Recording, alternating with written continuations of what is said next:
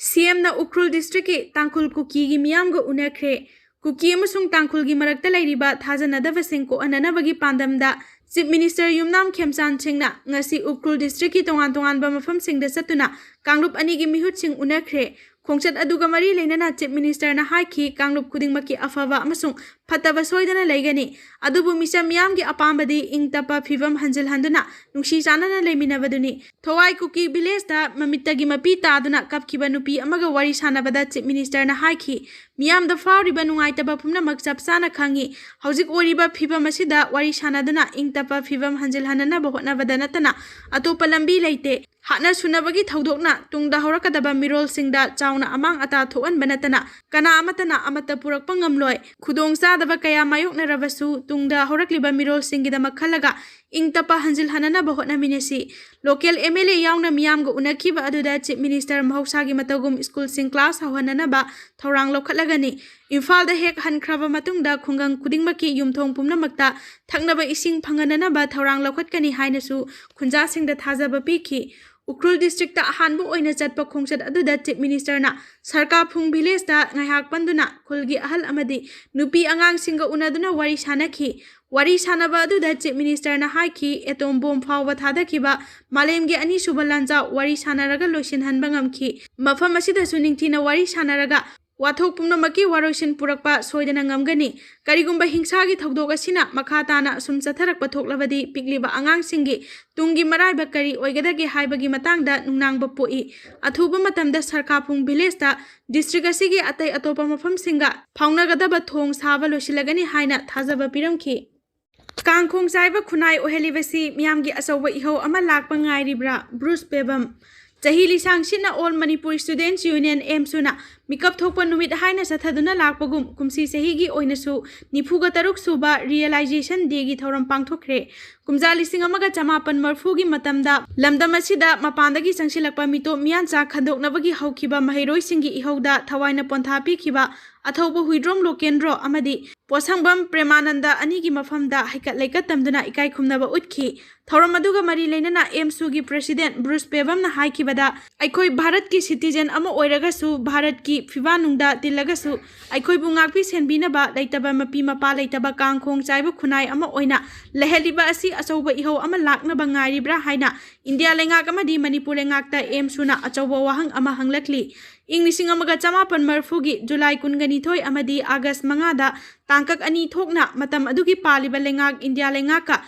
Emsuga yanakhiba wafam amadi amuk hana lising amaga chamapan maudraga maridasu amuk hana Manipur sarkar gi formally yanakhiba lising amaga chamapan yankhaiga mathoida base year oiraga lamdamasida sahi asigi matungda sanglakpa mitop detect tawgani khandokani delimitation tawgani amadi masagi maramda halankhigani haina yanakhibani adubu hojik fawba thabakta onthoktree yanakhiba wafam sing lengakna matam sana onthok piramba tarabadi ngasi aikoina thengnariba illegal immigration singi issue asi thoklamdaba yai haiki Mahakna hai hojik yamna kana census ki oiba asoba exercise ama Bharat pumbada tawrakpada Manipur su yaugani adubu Manipur gi oina nakanda thamlaga Manipur da sangsilagliba mitop asi hana khandoklaga NRC update tawgadabani haiki loinana handak tronglaw bida thokiba laibak thiba thodogadu gi matangda NIA da sinakhiba adu athuba matamda lengakna chenaba sing faraga dandi piu haiki Nakalamaromda Emsugi President Lukram Malangbana hai Manipurna India da tiluraba matungda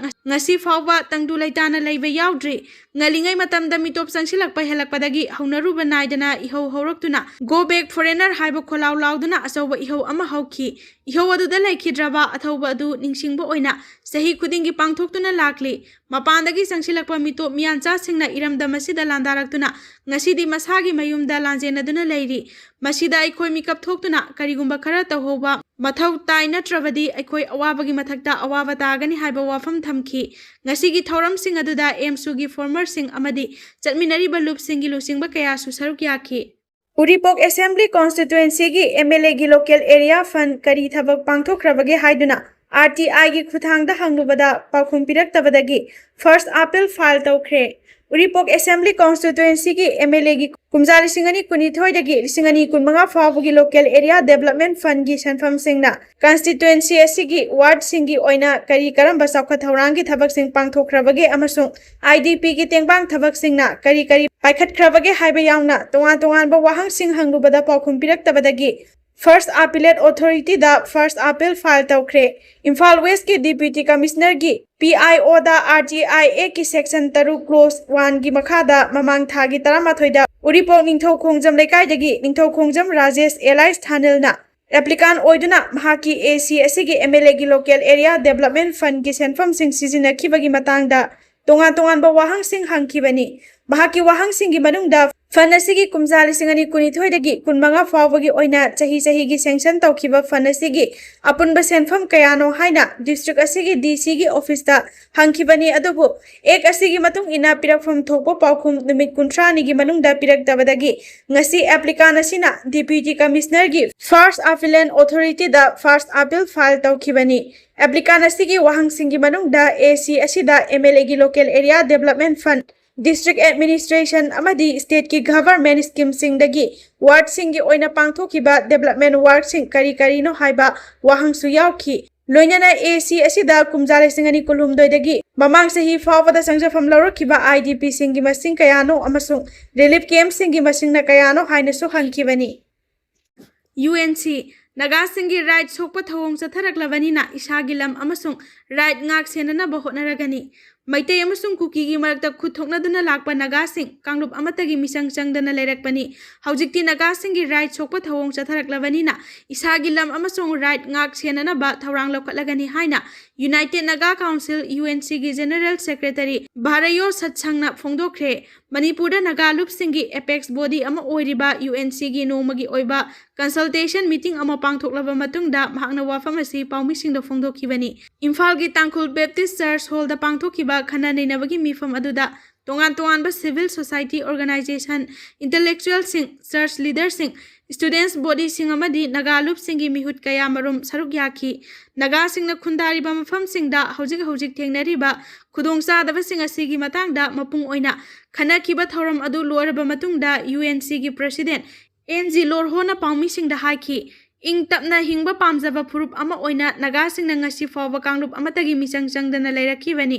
नगागी फिरेब असिबु मपांगल यावदबा असोनबगी थवोंगनी हाइबा लौब चुमलोय हौजिक्ति इसागी लम अमसुंग मियाम ngak सेननबा थौरांग लौखटलगनी national highway 202 दा security मतिक चाना लेतबना इम्फाल उख्रु लंबीदा मियामना अकी अखंग यावदना चथोक चसिन तौबा यादबगी मतंगदा महाकना हाइखि सुमनगी kilometre 3 दगी 5 फावदंग सांगबा महादेवदगिना लितान फावदा लेंगाकना security की मतिक चाबा section थौरांग लौखटुना मियामबु अकी अखंग यावदना चथोक चसिन तौबा ngamhandaba तारबदी UNC ना मियामगिदमक खल्लगा अखनबा थौरांग अमा सोइदना लौखलकपा याय हाइना UNC की प्रेसिडेंट NG लोरहोना पाउमिसिंगदा मखा ताना फोंदोखि सिंजमई माइकैदा ngarang चटखिबा मैरागी रेलीदा मियोय कया असोक अपन नंखरे All Manipur United Clubs Organisation अमुको पोइरै लेमरोल मैरा पाइबी अपुनबा Manipur All Manipur Women Voluntary Association अमोभा कमिटी ऑन ह्यूमन राइट्स कोहर अमसुंग मणिपुर स्टूडेंट्स फेडरेशन MSF ना सिंदुना ngarang numidang dilongdagi singjamai fawbagi manungda miyamgi mairagi relida security force ka muknarakpadagi miyoy kaya marum asok apan yawkhre tronglawbigi thodok adugi achumba wayal fanghalu angang hatpa yaningde central forcing hankhro aikoigi leibak aikoina ngaksagani haibana chingba kholaw singlawduna masing yamlaba miyam aduna chief minister yumnam khemsangi yumnam lekai da leiba yumda thomjinana ba hotnarakhi adubu security forcing na masing yamlaba miyam adu laksinana ba masing khangdaba makai tear gas cell singkap ki thodok aduda wa asem lekai da supnatagi chahi mari khakta ngairiba thokchom leisemba kawba nupa masa ama mayumda leiringai da sokhi miyoy kaya marum su asok apanangki tear gas kapsilakpada yum amasu mai chakhalakhi central forcing na migi yumda panjaba CCTV camera singsu thugaiduna tamthirabali chat adu miyam da utkhi karigidamak CM amadi home minister from thado u hairaklibano miyam gi kholabu politicalize tawduna nathaina bohona biganu kokomi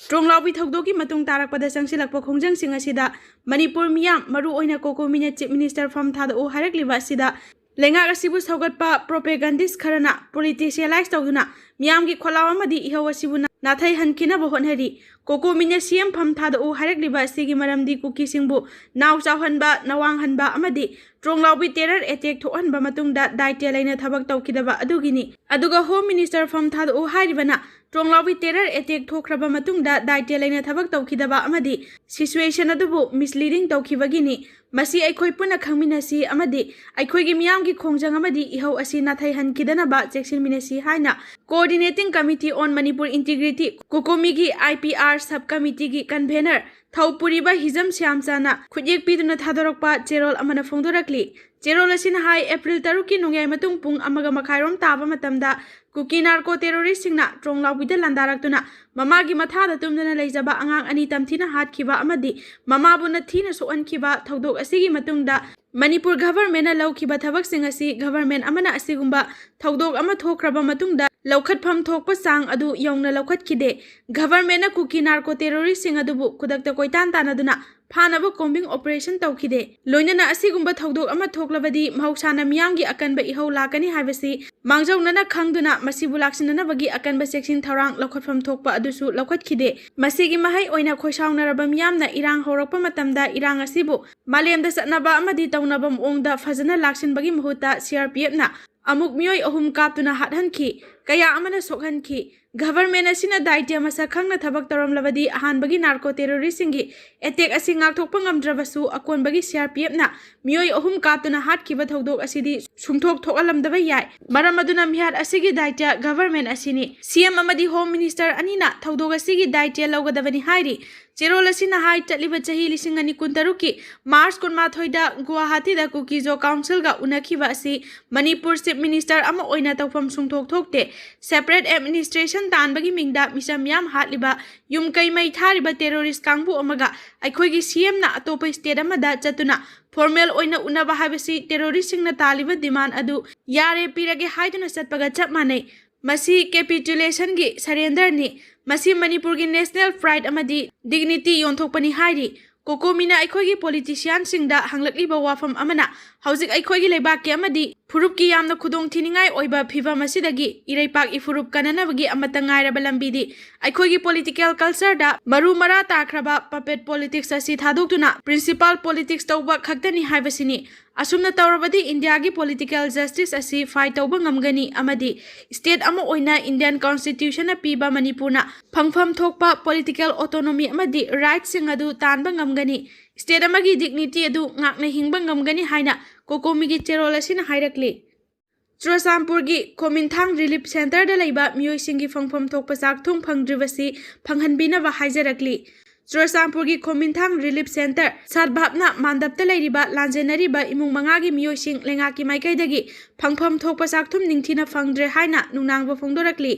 lanjenaduna leiriba imung mangagi maikaidagi phongdorakhibada Makhoi lisingani kulumdagi me ahumdagi thokiba irang asida lanjenaduna relief camp asida sangjafam lawduna leirakibani adum oinamag lisingani kunmangagi November gi tang amadagi lanjenari basingi sakthung direct benefit transfer DBT system gi khuthangda piba hokrabasu miyoi amada nomada lupa marfuga mari gi senfam piriba asi hawkhiba tha manga rom DBT da yawdabana phangdana lakli DBT system chana khibana hana piramba cheng hawaisu phangkhidre lanjenari basingidamak piriba open market sale system domestic seng su phangkhidre NFSA gi makhada piba seng su phangkhidaba tha kya farakle masina maram oiraga irang asigi manungda lanjenaduna leiriba imung manga gi miyoi sing asi asuki matik awaba mayoknere hairi Oriba phiba masi miyoiba amagi phangpham thokpa fundamental right amadi dignity matpani maram aduna lengakna phiba masi yangsin biduna athubada chunaba thabak paikhat piyu athubada Manipur lengaki commissioner cum secretary home da